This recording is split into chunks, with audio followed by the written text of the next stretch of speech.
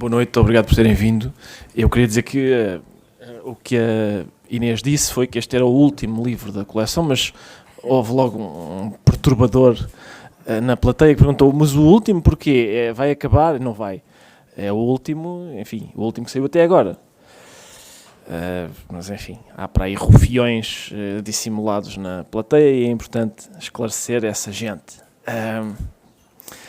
Ora bem, esta coleção, como a Inês disse, começou com os Cadernos de Pickwick, que é um livro do Dickens que tinha tido uma edição integral apenas, tinha tido outras edições mas não integrais, tinha tido uma edição integral em português que era do fim do século XIX.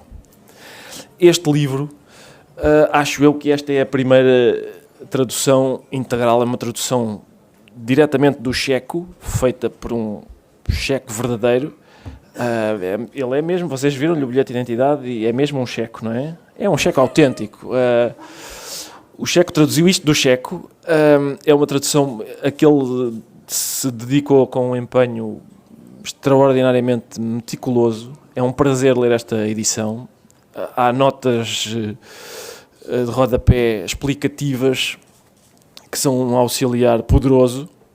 Mas, portanto, resumindo, esta edição, este é o quinto livro desta coleção. O primeiro foi os Cadernos de Pickwick, que era a primeira edição integral dos Cadernos de Pickwick desde o século XIX. E esta é a primeira edição integral do livro O Soldado Schweik em português. Para mim é um orgulho fazer parte da equipa que teve a ideia de publicar isto, porque eu acho que isto são excelentes ideias editoriais. Para Portugal é uma vergonha que tenha de ser eu a ter estas ideias, porque eu acho que alguém já as devia ter tido há mais tempo. Este livro que aqui está é, como eu disse, a primeira tradução integral em português deste livro.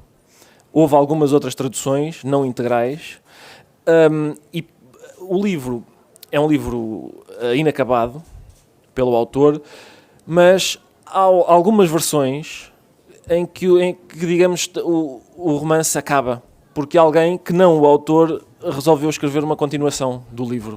Este livro não inclui nada que não tenha sido escrito pelo Jaroslav Hasek. Eu não sei exatamente, o meu checo está muito enferrujado e, portanto, eu não sei exatamente como é que se pronuncia, mas vamos todos fingir que é assim.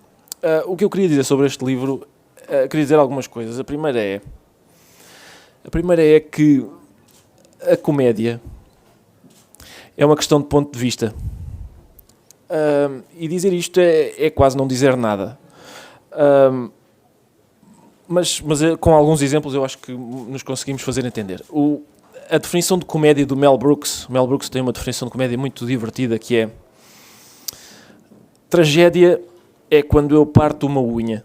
Comédia é quando tu cais a um poço e morres. E, portanto, isso é um primeiro exemplo de como a diferença de perspectiva é significativa para definir aquilo que a comédia é. O segundo exemplo, que eu acho também muito pedagógico, aparece descrito no prefácio de uma coletânea de peças de teatro do Neil Simon, um dramaturgo americano muito conhecido. E o Neil Simon, nesse prefácio, diz a certa altura que descreve uma quesília familiar dele bastante violenta. Portanto, ele diz que estava a discutir com a mulher e a discussão estava de tal forma violenta e acalorada que a mulher lhe atirou à cabeça uma costeleta congelada, que o frio chegou a fazer-lhe um ferimento. E enquanto ele estava embranhado naquela discussão, para ele aquele momento era absolutamente trágico, digamos.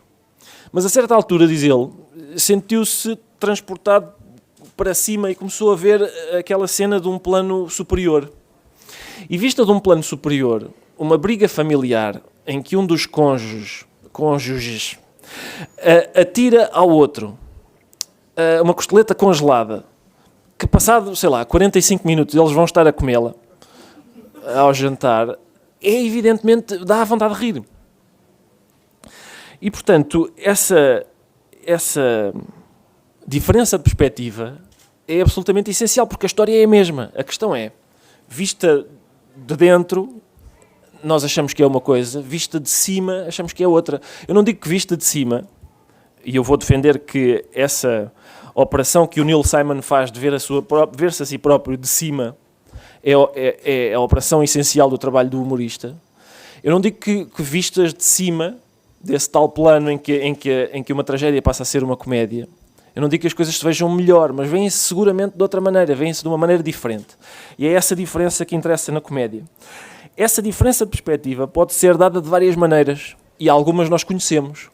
Quando passa tempo sobre uma tragédia, até sobre uma tragédia pessoal, nós temos capacidade de rir dela. Apercebemos disso. Quando passa tempo sobre uma tragédia, mesmo que seja uma tragédia pessoal, nós temos capacidade de rir sobre ela. Ou seja, a passagem do tempo ajuda a essa diferença de perspectiva. O outro fator que ajuda a uma diferença de perspectiva é a distância. Se nós estamos distantes de uma certa... E é isso que justifica a definição de comédia de Mel Brooks. Ele está muito perto da sua unha partida, mas está bastante distante do tipo que cai dentro de um poço e morre. E é por isso que, àquela distância, visto daquela distância, cair a um poço é divertido. Mas partir uma unha é triste. Isso acontece, reparem, a história do Édipo é trágica. O Édipo casa com a mãe, enfim, isso é bastante desagradável, digamos. Talvez não seja trágico, mas é chato, sobretudo no copo d'água. Mas o Fígaro quase casa com a mãe também, e no entanto aquilo é uma comédia. É por pouco que o Fígaro não casa com a mãe. Portanto, é a mesma situação que, vista de um modo diferente, muda. A metamorfose do Kafka, para o desgraçado que acorda transformado num inseto, é muito provável que aquilo seja um transtorno. Mas, de um certo ponto de vista, acordar transformado num inseto grotesco tem graça. Dizem que o Kafka, que nós não estamos habituados a considerar um autor humorístico, quando lia os seus textos aos amigos, ria à gargalhada. Não só com as peripécias que iam acontecendo, como com a indiferença das pessoas às peripécias que iam acontecendo. A propósito desta diferença de perspectiva, estou mesmo a chegar ao livro, não se preocupem, não... confiem em mim. A propósito desta diferença de perspectiva, os humoristas usam alguns truques para favorecer esse olhar. Bem, enfim, já estou a perder clientes, não serviu de nada o meu aviso, não serviu de nada. Nós depois falamos lá fora, meus meninos. Os humoristas usam alguns truques. Cá está, o azar de uns é a sorte de outros. Usam alguns truques para facilitar essa diferença de perspectiva. E não é por acaso que as personagens das histórias humorísticas muito frequentemente têm uma perspectiva especial, têm uma capacidade de olhar para o mundo de outra maneira, de um ponto de vista diferente. E por isso não é surpreendente que a boa parte das personagens das histórias humorísticas sejam loucos, ou ingênuos, inocentes, ou vigaristas, ou idiotas. O Dom Quixote é um louco. O Panurgo do Rabelais é um vigarista.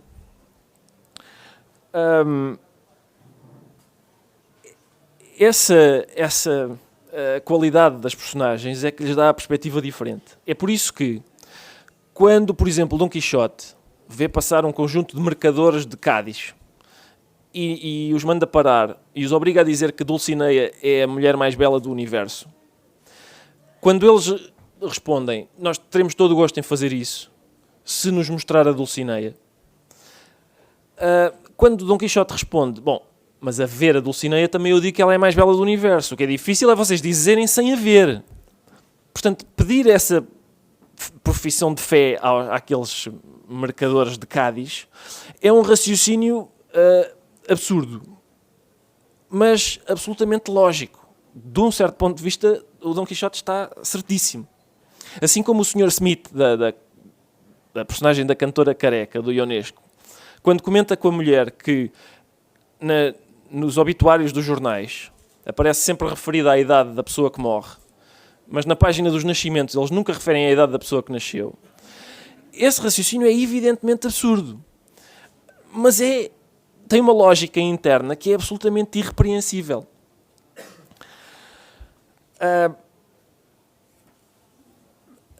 Isto era para chegar aqui. O Sr. Zweig, a personagem principal deste livro, é um idiota. E é curioso perceber que ninguém sabe se ele é um idiota deliberada e voluntariamente, ou se é um idiota porque é um idiota. Ao longo do livro, várias personagens manifestam a mesma perplexidade. Muitas vezes alguém diz ao Sr. Zweig: eu ainda não percebi se você é um idiota ou se está a fingir que é um idiota magnificamente. Mas o certo é que ele é um idiota, ele tem comportamentos de idiota. E é importante não esquecer, uma vez o Hazek, portanto o autor do livro, desabafou com um amigo que o seguinte, textualmente o que ele disse foi: neste mundo tu só consegues ser livre se fores um idiota. E desse ponto de vista é interessante pensarmos que a personagem principal deste livro é um idiota. Este livro começa com a Primeira Guerra Mundial. O começo deste livro é exatamente o começo da Primeira Guerra Mundial. Portanto, o início deste livro é o início de uma guerra. Matam o arquiduque Francisco Fernando. Quer dizer, há quem diga que isto não é um tema para uma comédia. As pessoas que dizem não se brinca com coisas sérias não percebem nada de comédia. Por duas razões. Primeira, porque isto não é brincar. Eu detesto o verbo brincar neste contexto. Segundo, porque é exatamente o contrário do que eles dizem. Só se brinca com coisas sérias. O olhar humorístico, em princípio, só se interessa pelas coisas sérias. Porque as coisas que não são sérias, não há interesse nenhum de pousar nelas o olhar humorístico. Neste início, o Sr. Zweig está numa tasca a comentar com alguns conhecidos a morte do arquiduque Francisco Fernando. E acontece uma coisa divertida, enfim, acontecem coisas divertidas ao longo do livro todo, mas começa logo por acontecer uma coisa divertida que é uma das pessoas que está nessa discussão sobre o que está a acontecer é uma espécie de fiscal de um tipo de polícia política que leva toda a gente presa por opiniões pouco próprias sobre o homicídio. Na prisão eles vão encontrar várias outras pessoas que foram presas pelo mesmo delito, por terem opiniões sobre o assassínio do arquiduque Francisco Fernando.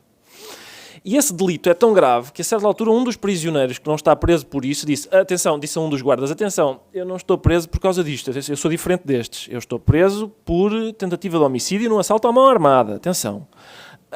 E é imediatamente divertido que, quer dizer, pelo menos para mim, que desculpem o meu entusiasmo, mas que, lá está, que o mundo naquela altura seja isto, ou seja um mundo em que ter uma opinião é um crime mais grave do que estar envolvido num assalto à mão armada e consequente tentativa de homicídio.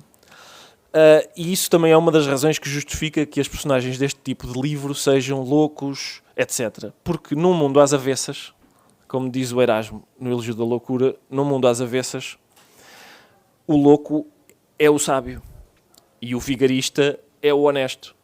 Portanto, quando o Panurgo, que é um vigarista de múltiplos recursos, muito criativo, quando o Panurgo está num barco e compra uma ovelha a um comerciante que lhe leva um preço exorbitante pela ovelha, o raciocínio que o Panurgo faz a seguir, que é um raciocínio muito conhecido até porque deu origem a uma expressão francesa, que é a ovelha de Panurgo. Portanto, estamos num barco cheio de ovelhas. O Panurgo compra uma ovelha a um comerciante que o aldraba, cobra-lhe um preço demasiado elevado. E o que o Panurgo faz é lançar a ovelha pelo barco fora. Todas as outras ovelhas do comerciante de ovelhas seguem a ovelha e se atiram para o mar. Esse tipo de raciocínio é um raciocínio correto num mundo às avessas. Não sei se me faço entender. Era aqui que eu queria chegar. Bom, acerca deste livro, voltando a este, eu depois no outro dia tenho todo o gosto em apresentar o Pantagruel também, mas hoje vamos voltar a este. Há um crítico importante. O livro foi criticado de várias maneiras, quase todas elas negativas na altura em que saiu. Por várias razões, algumas, enfim, pelo tom coloquial do livro, outras pelo tema, enfim, etc. Mas houve algumas críticas decisivas. Uma foi a de um crítico, cujo nome eu não consigo reproduzir porque é checo e tem muitos acentos circunflexos ao contrário, que disse o seguinte: o Házek combateu na guerra, isso é verdade, o autor deste livro combateu na guerra, mas esteve acima dela, esteve num plano superior, desde o início, riu-se da guerra. O que é curioso para mim nesta crítica é o facto dele notar aquela questão de que falávamos no início do plano superior. Há uma outra crítica importante, que é de um romancista que também tinha escrito um livro sobre a Primeira Guerra Mundial, e o que esse romancista disse foi: Házek mostra a Guerra Mundial de um ponto de vista completamente novo. Nenhum outro romance mostra a guerra tão claramente em toda a sua infâmia, estupidez e desumanidade. E, finalmente, o Max Brod, que é aquele amigo e biógrafo do Kafka, que mais tarde depois comparou Házek a Cervantes e a Rabelais. Vejam como tudo isto faz aquele gesto das mãos. O Max Brod, à saída de uma peça baseada na história do soldado Zweig, disse que saía da peça com a gloriosa certeza de que o homem é indestrutível. E esse para mim é um aspecto importante e é aquilo que me atrai mais na comédia. É a capacidade para mostrar, como este livro faz, que quando nós temos capacidade de ser superiores a nós próprios, ou seja, de olharmos para nós de cima, somos até certo ponto indestrutíveis. É uma vitória de pirro essa, não é? Porque na verdade continuamos a ser destrutíveis. Mas para mim não é por acaso que, eu chamo a atenção para isto muitas vezes, não é por acaso que quase todos os epitáfios e quase todas as palavras, as últimas palavras, são humorísticas. Eu dou sempre o exemplo de, enfim, dou vários, mas as últimas palavras do Buster Keaton, não sei se conhecem esta história, mas para mim é uma história magnífica. As últimas palavras do Buster Keaton são: ele está deitado, está rodeado dos amigos, e de repente está deitado há muito tempo na mesma posição sem se mexer. E os amigos começam a suspeitar que ele possa já estar morto, mas não têm a certeza. E um dos amigos diz aos outros: toquem-lhe nos pés, porque quando as pessoas morrem ficam com os pés frios. E o Buster Keaton abre os olhos e diz: a Joana d'Arc não. E morre. Garantem que estas são as últimas palavras do Buster Keaton. Eu adorava que isso fosse verdade. As últimas palavras de Sir Thomas More, que foi executado por Henrique VIII, como muita gente, era um hobby que ele tinha. Felizmente o Henrique VIII já era de uma idade avançada quando lhe calhou essa sorte. E quando Thomas More está a subir ao cadafalso para lhe cortarem a cabeça, o Carrasco faz menção de lhe dar a mão para o ajudar a subir. E o Thomas More diz: não se preocupe, eu depois deixo sozinho. E as últimas palavras do São Lourenço, não sei se conhecem São Lourenço, eu descobri no outro dia a história de São Lourenço e fiquei maravilhado, porque São Lourenço morreu na grelha, morreu grelhado, era uma tortura daquela época, ele morreu grelhado. E enfim, uma pessoa não fica especialmente satisfeita com o sentido do humor da Igreja Católica quando descobre que hoje em dia São Lourenço é o santo padroeiro dos chefes e dos churrascos, juro. Mas o que interessa é, o homem morreu grelhado. E dizem que as últimas palavras de São Lourenço para os seus carrascos foram: este lado já está, virem. E é aqui que eu quero chegar. É neste ponto que estas baboseiras que eu venho dizendo se encontram com a perspectiva do Max Brod no fim da peça, baseada no Zweig, em que ele diz que o homem é indestrutível. Que é, no momento em que o São Lourenço diz este lado já está, virem, ele está a mostrar que é indestrutível. Como eu disse, é uma vitória muito pequena, porque a verdade é que ele, passado 20 minutos, estava destruído. Bem passado, tudo. Mas naquele momento, no momento em que ele diz este lado já está a virem, ele é de facto indestrutível. A razão pela qual a vitória é pequena é esta. É porque ele morreu na mesma. A razão pela qual a vitória é grande é a única coisa que a gente tem. Há um poema do Philip Larkin, vou-me calar a seguir a isto, há um poema do Philip Larkin que diz: morre toda a gente, o valente morre e o cobarde também morre da mesma maneira, o que é verdade. Mas eu acho que vive melhor aquele que não tem medo da morte. E rir-se da morte é uma, como faz São Lourenço, Tomás More e os outros, todos os heróis que eu referi hoje. Essa gente viveu sem medo, até ao fim, e vive-se melhor sem medo do que com medo da morte. Eu espero que isto tenha feito algum sentido. Para mim é muito tarde, a esta hora. Agradeço a todos a que tenham vindo aqui. Agradeço um pouco menos àqueles dois senhores que se levantaram há bocado, mas a todos os que resistiram até agora agradeço imenso. Muito obrigado.